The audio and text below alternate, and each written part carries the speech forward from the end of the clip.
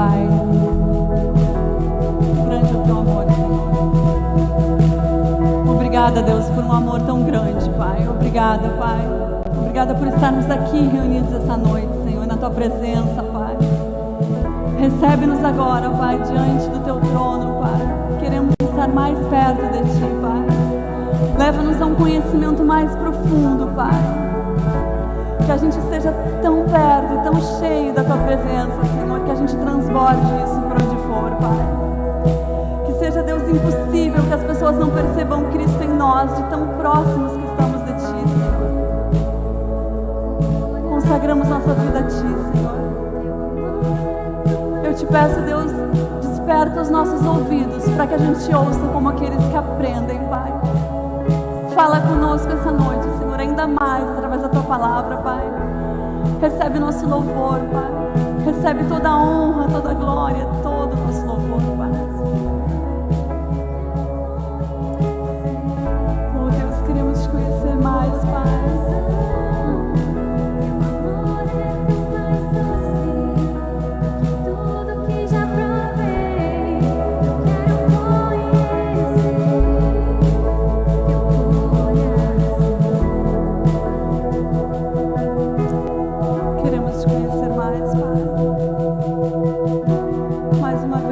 Consagro minha vida a ti, te entrego tudo que tenho, que sou, Senhor. Com todo temor, Senhor, que eu possa compartilhar daquilo que tu tens essa noite, Senhor. Que eu seja um canal nas tuas mãos, Pai. Os poucos pães e peixes que eu tenho, eu entrego a ti, Jesus, porque eu sei que é tu quem mata a fome do faminto, Senhor. Fala ainda mais conosco essa noite, ministra os nossos corações. Queremos te ouvir, Deus. Coloca-nos mais perto, Pai. Em nome de Jesus. Amém. Amém. Amém. Dá um suspiro aí, respira.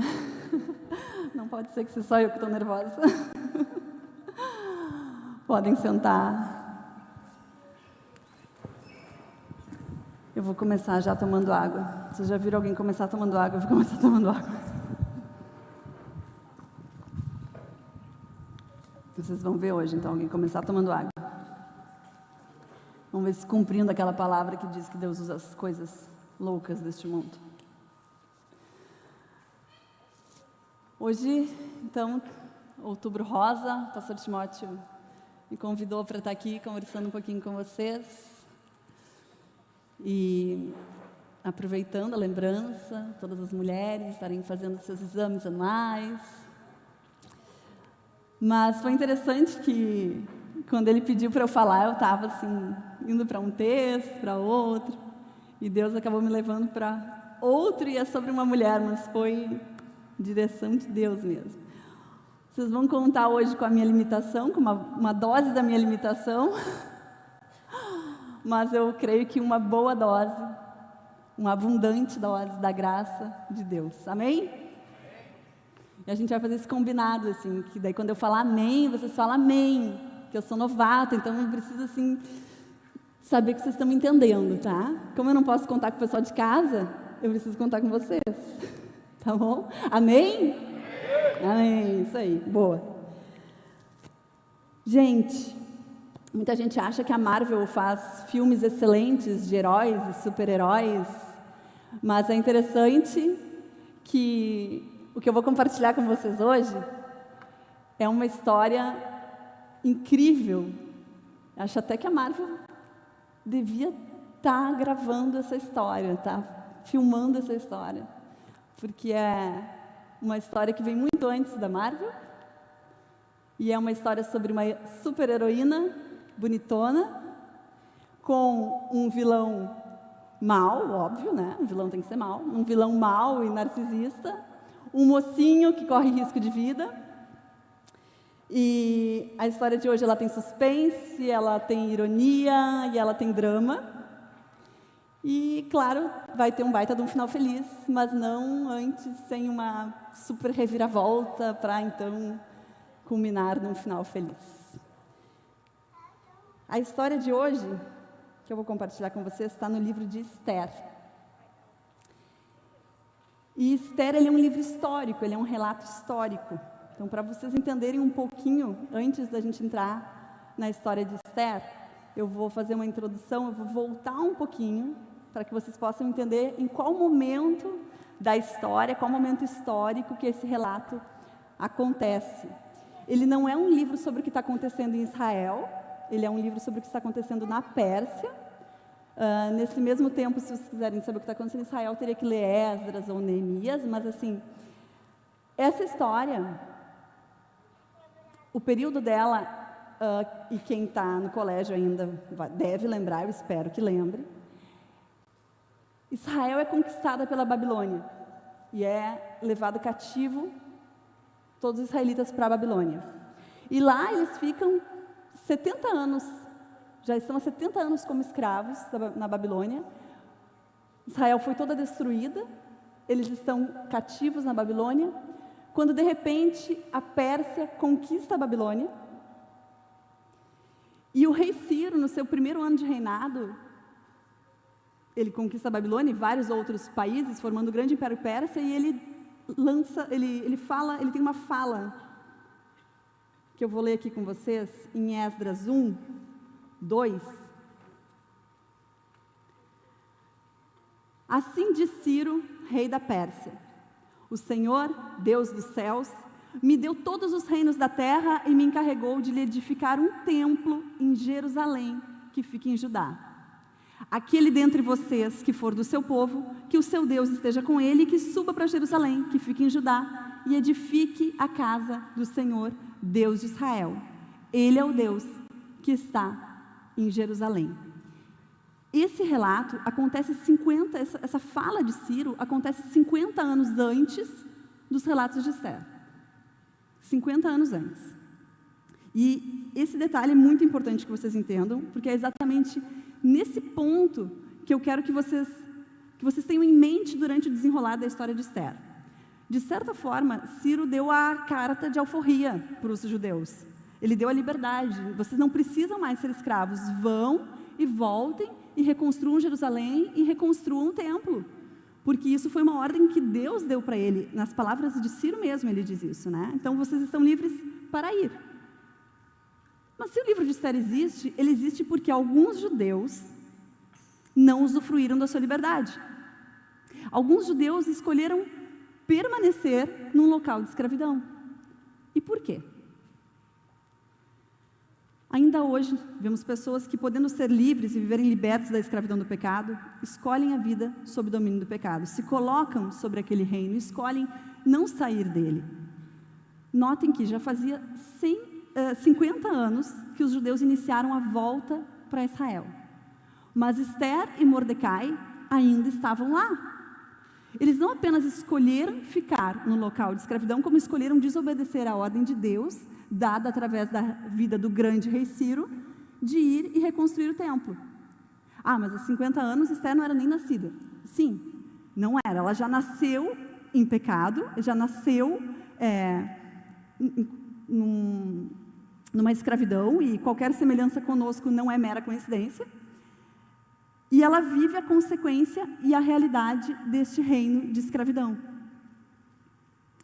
Entendam, tudo poderia ter sido evitado se, há 50 anos, todo israelita tivesse ouvido a ordem de Deus e voltado para Israel para reconstruir o templo. Voltado para o seu país, voltado para a sua terra, para viver sobre o reino correto. A gente vai ver aqui no livro de Esther muito a relação entre a soberania de Deus e a responsabilidade humana. Os fatos narrados em Esther, eles não são sobre pessoas que voltaram do cativeiro, mas sobre aquelas que escolheram permanecer nele, que ficaram na posição de escravos. Esther é sobre o povo de Deus vivendo longe de casa, numa terra que não é deles. Eles nasceram ali, nasceram escravos, mas eles não pertencem ali. Amém? Vocês estão me entendendo até aqui? O livro de Esther não traz o nome de Deus em nenhum momento, mas por todo o livro a gente pode ver o agir invisível de Deus. E quantas vezes é assim também na nossa vida, quantas situações e circunstâncias que a gente não vê, parece que a gente não está vendo Deus naquilo, naquela situação, naquela circunstância, mas Deus está agindo, Deus está ali.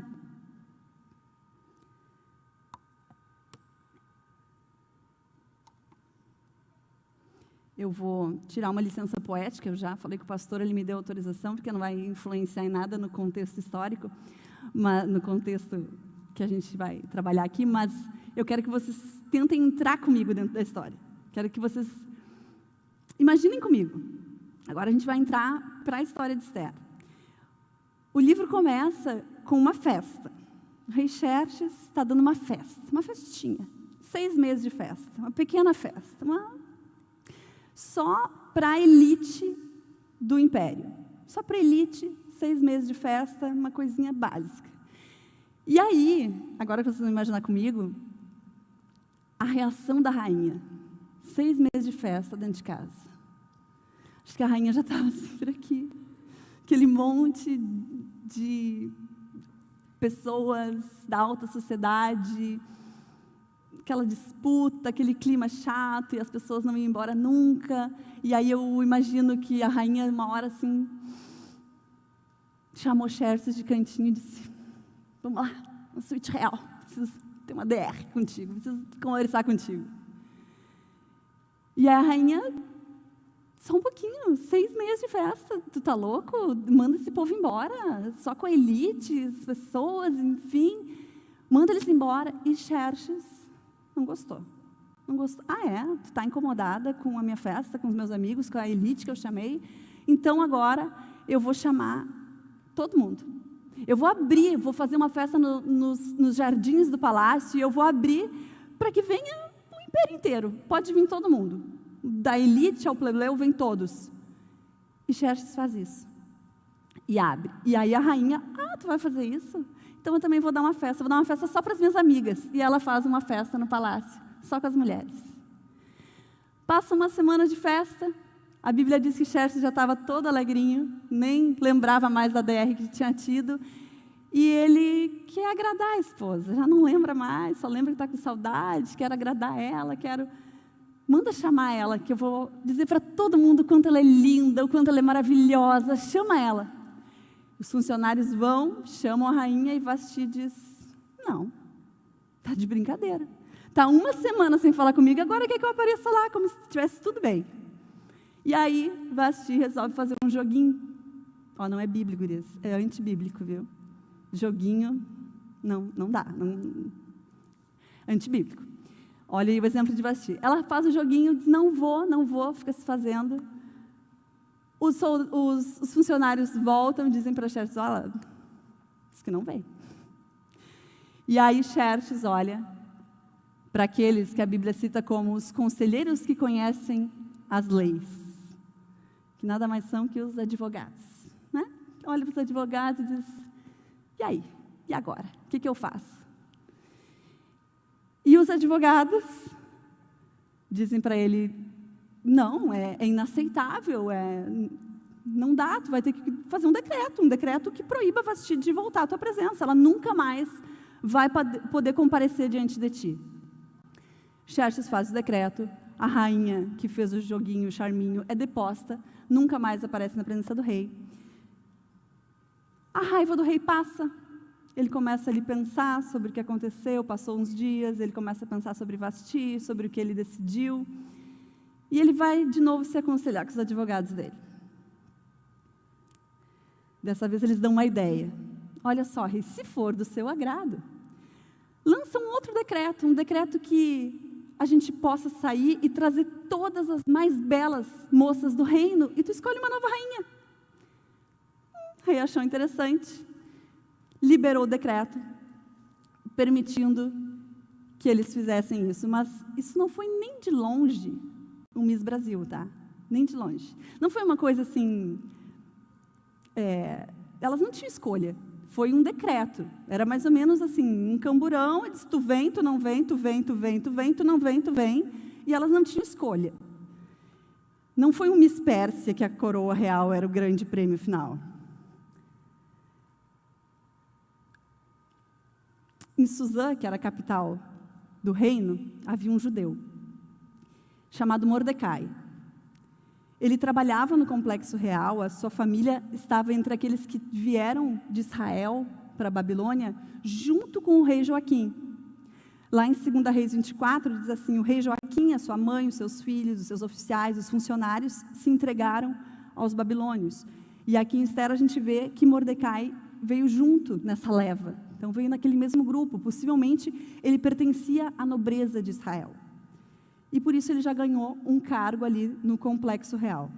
Nesse ponto, possivelmente, foi onde ele já começou uma rixinha com outro funcionário, que a gente vai conhecer em breve, que era Amã. Devia ter o preconceito pelo povo judeu, o povo que era judeu, que estava lá. Enfim, e havia a concorrência entre ele e Amã ali. Muitas moças foram levadas, entre elas a nossa personagem de hoje, Esther. Ela era uma jovem órfã, sobrinha deste, então, Mordecai. Será que foi uma escolha dela? Será que foi o desejo do coração de Esther que colocou ela naquele lugar? Pode ser. Com certeza teve algumas que acharam que era a oportunidade da vida. Mas provavelmente não. Será que foi a consequência do pecado dos seus antepassados que colocaram ela nessa posição difícil? Esther não se inscreveu e ficou aguardando o comprovante de inscrição. Ela não escolheu nascer bonita e ela não escolheu nascer na Pérsia. Mas isso aconteceu.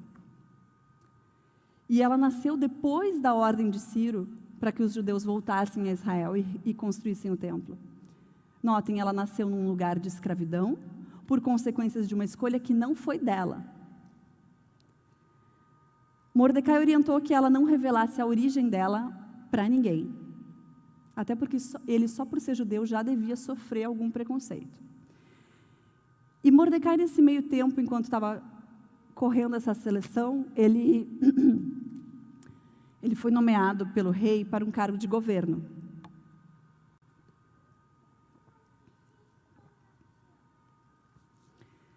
O povo judeu que ainda estava ali, após ter sido libertado da escravidão, estava ali por vontade própria.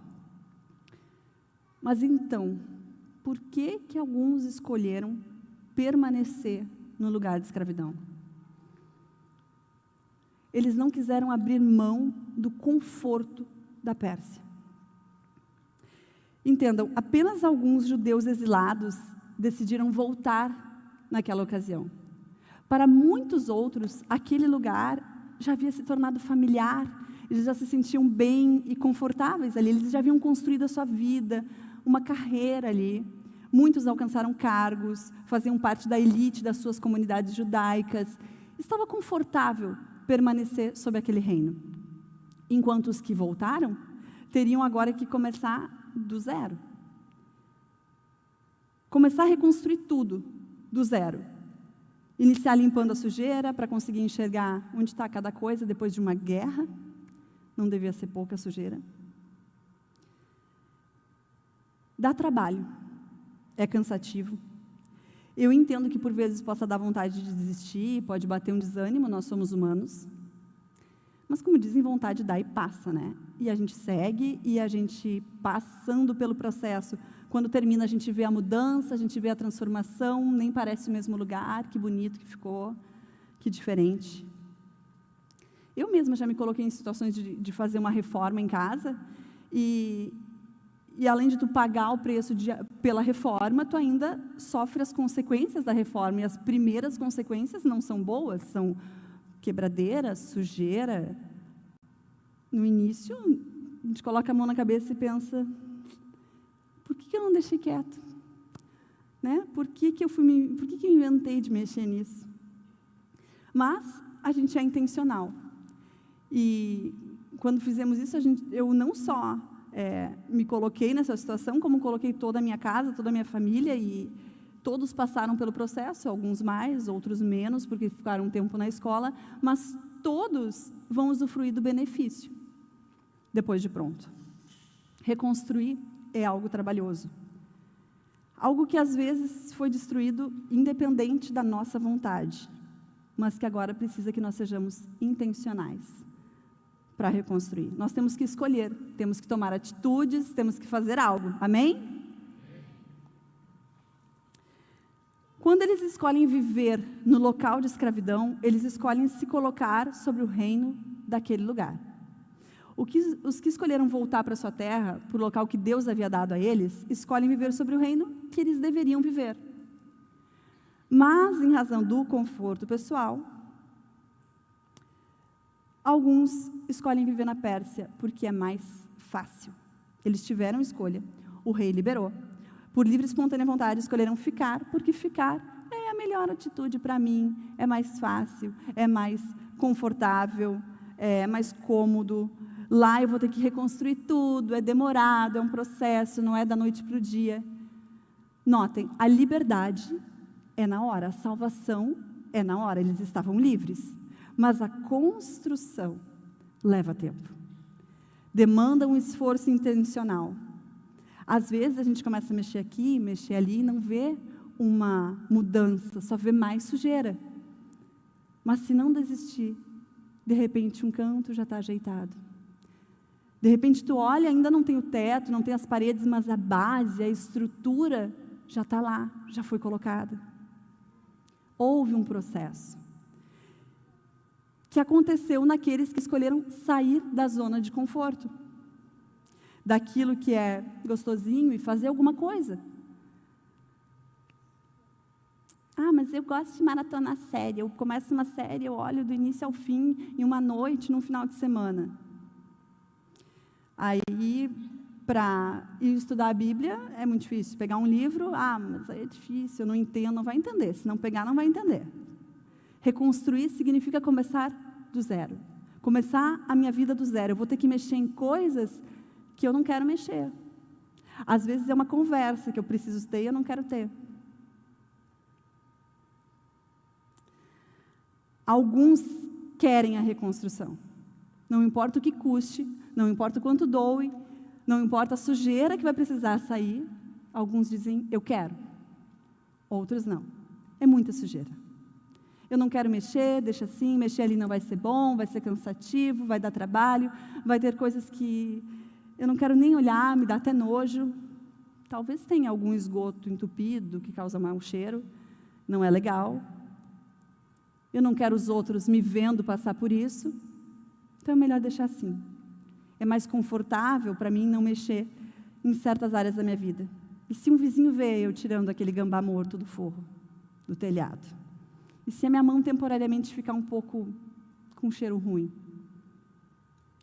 Deve ter dias que não foram fáceis na reconstrução da cidade.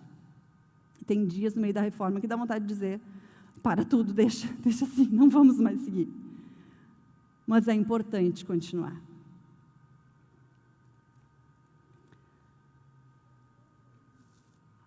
Esther foi escolhida para ocupar o cargo de rainha. Ela foi escolhida rainha no lugar de Vasti. Ser rainha num lugar de escravidão é como ter sucesso em coisas que não são importantes. Se nós estamos na expectativa de sermos satisfeitos pelo reino deste mundo, estamos alimentando uma esperança que mais cedo ou mais tarde nos confundirá. Não suprirá as necessidades do nosso coração. O que eu realmente preciso e o que realmente é precioso se encontra nos valores de um reino diferente. Um reino que não é daqui, mas é de lá. Um reino que não é mais fácil, mas é onde Deus quer que eu esteja. Mordecai segue fazendo o seu trabalho, e ele ouve então 2 funcionários, 2 eunucos, tramando a morte do rei. Ele comunica Esther, Esther fala para o rei, é aberta uma investigação e de fato é confirmado que eles estavam tramando a morte do rei. Eles são mortos e o rei ordena que isso vá para o registro das histórias do reino. Em Esther 3 diz assim, 3:1.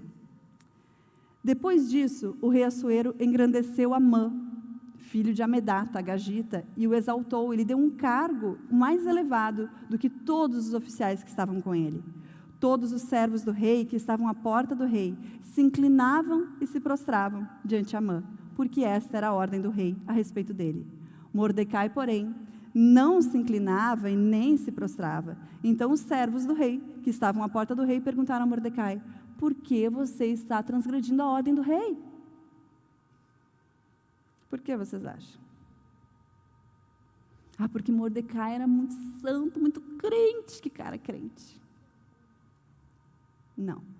Não, porque logo em seguida a gente vai ver que ele se prostra diante de Xerxes. Não era isso. E a ordem do rei para que se inclinassem perante Amã não era em adoração. Seria mais como uma atitude de respeito, reconhecendo a autoridade dele. Sabe aquele gesto assim de reconhecer? Era uma ordem civil, não uma ordem religiosa. Amã indignado. Eu penso que daí que surgiu aquela coisa: vou acabar com a tua raça. Por quê? Porque Amã vai para o rei furioso e diz assim: existe um povo espalhado pelo reino, as leis deles são diferentes das nossas e eles não cumprem as leis do rei. Se for do agrado do rei, decrete-se que sejam mortos. Era um homem que não cumpria uma lei, mas o decreto saiu, com data definida para o holocausto de todo o povo judeu, onde deveriam ser mortos todos os homens e mulheres, jovens e crianças. Espalhada a notícia, o rei e Amã sentaram para beber. Mas a cidade de Suzã, judeus e não judeus, estava perplexa. E as pessoas se perguntavam o que havia por trás de um decreto tão drástico. Capítulo 4, versículo 1. Quando Mordecai soube tudo o que havia passado, rasgou suas roupas, se cobriu de pano de saco de cinza e saiu pela cidade clamando em alta voz e soltando gritos de amargura. Chegou até a porta do rei, porque ninguém vestido de pano de saco podia entrar pela porta. Em todas as províncias aonde chegava a palavra do rei e a sua lei, havia entre os judeus grande luto, com jejum, choro e lamentação. E muitos se deitavam em pano de saco de cinza. Esther fica sabendo que ele está, então, vestido assim na porta do rei e manda roupas para ele. Ele não aceita e pede que o funcionário que veio trazer roupas leve para Esther uma cópia do decreto. Mandou um print, leva um print lá, ó, e mostra para ela o decreto do rei. E pede para que ela clame pelo povo diante do rei. Que ela suplique na presença dele. Esther responde a Mordecai: todos os servos do rei, o povo de todas as províncias, todo mundo sabe que para qualquer homem ou mulher que, sem ser chamado, entrar no pátio interior para falar com o rei, não há outra sentença que não a morte, a não ser que o rei estenda o cetro de ouro para que viva. E eu, nesses últimos 30 dias, não fui chamada nenhuma vez para comparecer diante do rei. Ou seja, os judeus correndo risco de vida. Esther já corria esse risco por ser judia, mesmo que ela não fizesse nada. Aí o tio dela pede que ela vá falar com o rei, correndo risco novo de morte, e tendo o agravante que fazia 30 dias que o rei não chamava ela. Então, Mordecai responde a ela assim: não pense que por estar no palácio real, você será a única entre os judeus que conseguirá escapar, porque se você ficar calada agora, de outro lugar virá socorro. Em outra versão diz: do céu virá socorro. E livramento para os judeus. Mas você e a casa do seu pai perecerão. Mas quem sabe não foi para essa conjuntura, como essa, que você foi elevada à condição de rainha. Então Esther pediu que levassem a Mordecai a seguinte resposta: vá, reúna todos os judeus que estiverem em Suzã e jejuem por mim. Não comam e nem bebam nada durante 3 dias, nem de noite nem de dia. E eu e as minhas servas também jejuaremos. Depois eu irei falar com o rei, ainda que seja contra a lei. E se eu tiver que morrer, morrerei. A chance de Esther morrer era pelo menos 3 vezes maior que a de qualquer outro judeu. Porque primeiro tinha a ameaça ao povo que ela se incluía. Depois fazia 30 dias que ela não era chamada, e agora ela ia comparecer diante do rei sem ser chamada. Esther está vivendo a consequência de escolhas erradas. Está vivendo a realidade de estar sob o domínio de um reino que não é o que Deus queria para eles. Ela experimenta uma tensão entre os dois reinos, manter-se como povo de origem e em meio a uma cultura que contraria a dela.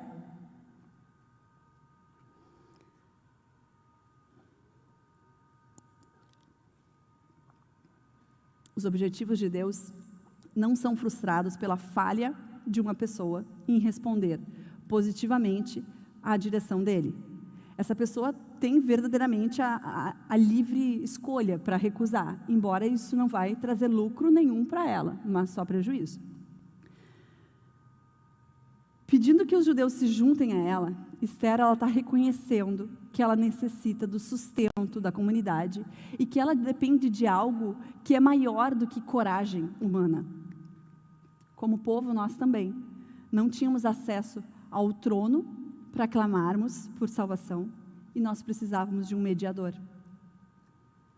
Às vezes é mais fácil renunciar a um lugar de visibilidade e muito difícil e desconfortável estar nesse lugar.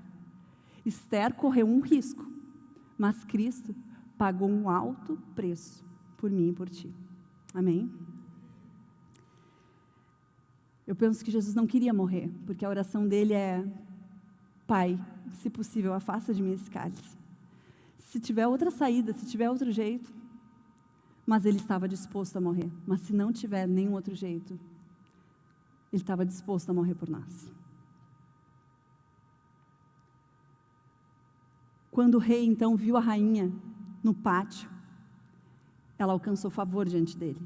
O rei estendeu o cetro de ouro que tinha na mão, e Esther se aproximou e tocou na ponta do cetro, e o rei perguntou: o que você tem, rainha Esther? Qual é o seu pedido? E aquela pergunta que toda mulher quer ouvir, né? Aquela frase: até metade do meu reino lhe será dado. Penso no coraçãozinho de Esther essa hora, assim: ai meu Deus, não, foco. Esther respondeu: se for do seu agrado. Isso é uma brincadeira, Esther estava em jejum há 3 dias, ela estava focada já. Se for do seu agrado, venha hoje com Amã ao banquete que eu preparei para o rei. O rei pede que Amã se apresse. Vamos logo, vamos conceder o pedido. Eles vão jantar e o rei pergunta de novo: qual é o seu pedido?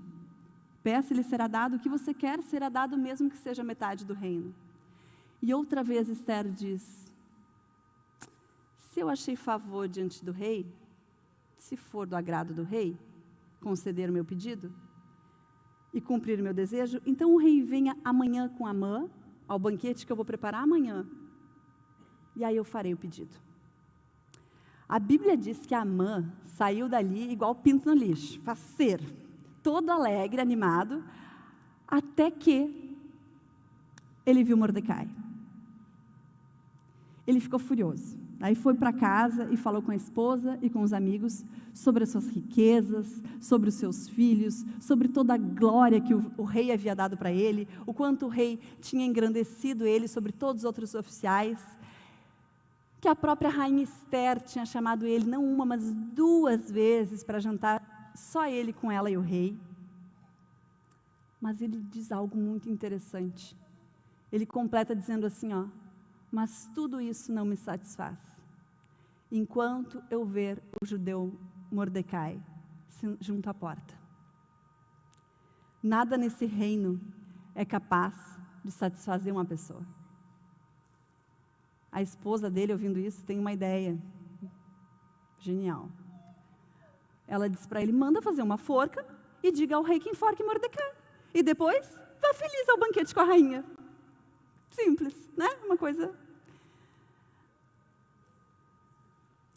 Nós, cristãos, devíamos experimentar uma alegria tão grande por sermos convidados para o banquete do rei, que nada, situação nenhuma, circunstância nenhuma, nada nos tiraria do foco, nos tiraria do prumo.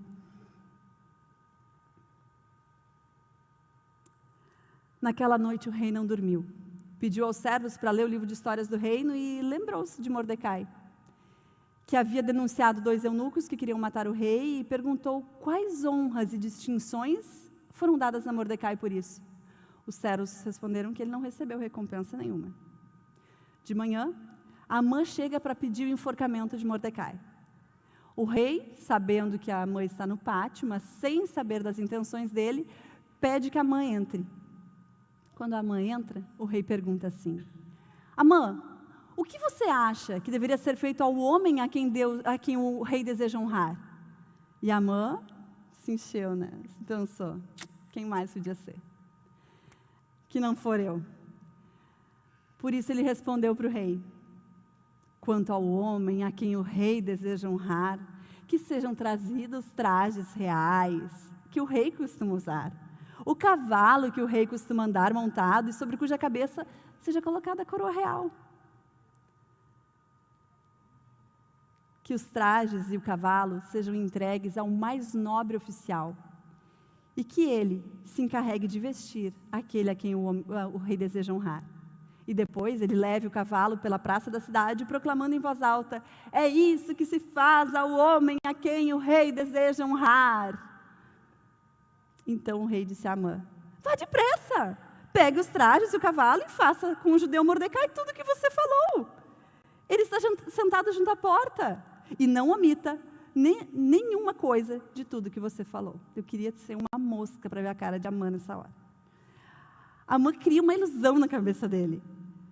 Vestir as roupas do rei não o tornaria rei. Era viver uma falsidade, é mostrar para os outros algo que ele não era, uma alegria passageira num reino passageiro. A Bíblia diz que depois disso acontecer, Mordecai não mudou nada. Ele simplesmente não deixou que aquilo tomasse o coração dele. Mas ele voltou para o trabalho dele na porta do rei.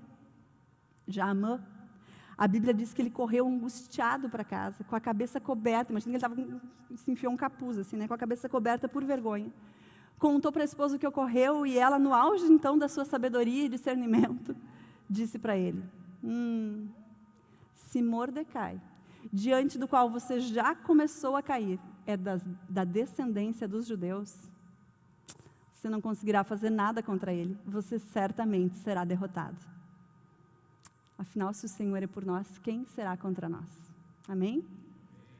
O pastor Timóteo citou na última sexta, Mateus 16, 18, as portas do inferno não prevalecerão contra nós. Um detalhe importante desse capítulo é que Esther quase não aparece, e a aparição de Mordecai é muito pequenininha. Cita só que ele voltou para a porta, voltou para o trabalho dele. Mais uma vez, a gente vê que Deus agiu independente dos homens, independente da vontade humana. O rei vai novamente com Amã ao banquete da rainha e pergunta: qual é o seu pedido, rainha Esther? Você será atendida. Saber que Deus reina e que Ele é soberano não nos faz viver a vida de maneira irresponsável. Esther é prudente, Esther espera, analisa a situação e não é impulsiva. Em Mateus 11:19, na NTLH, diz: é pelos resultados que a sabedoria mostra que ela é verdadeira. E Esther havia jejuado por 3 dias. Deus estava dirigindo as ações e dando direção a ela. Então a rainha Esther disse: se eu tiver obtido seu favor, ó rei, e se for do agrado do rei, que a minha vida seja a resposta ao meu pedido e que, como desejo, eu possa ter o meu povo.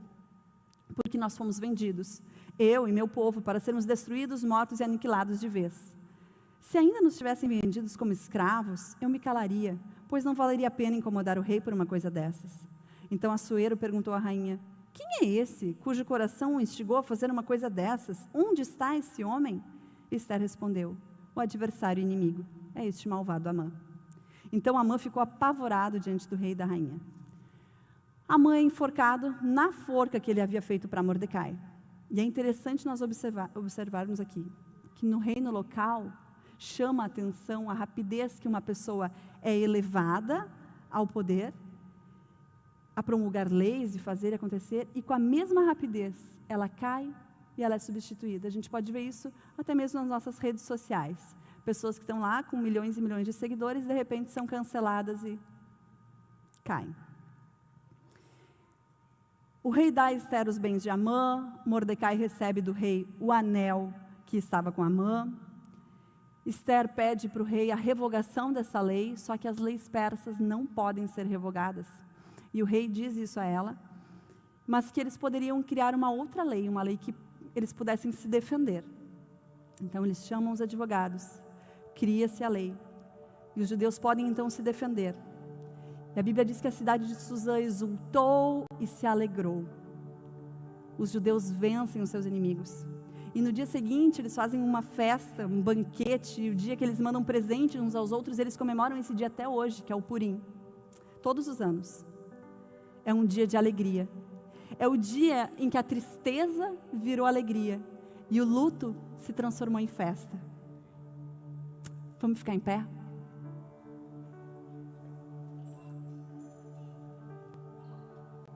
Deus deu livre-arbítrio aos seres humanos. Nós fazemos muitas escolhas erradas e por isso Deus planejou enviar-nos salvação através de Cristo. Ester e a sua família talvez não tenham feito a melhor opção, escolhendo ficar no lugar de escravidão.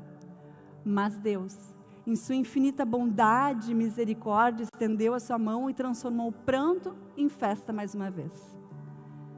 Salmos 30:11 diz: Tu mudaste o meu choro em dança alegre, afastaste de mim a tristeza e me cercaste de alegria.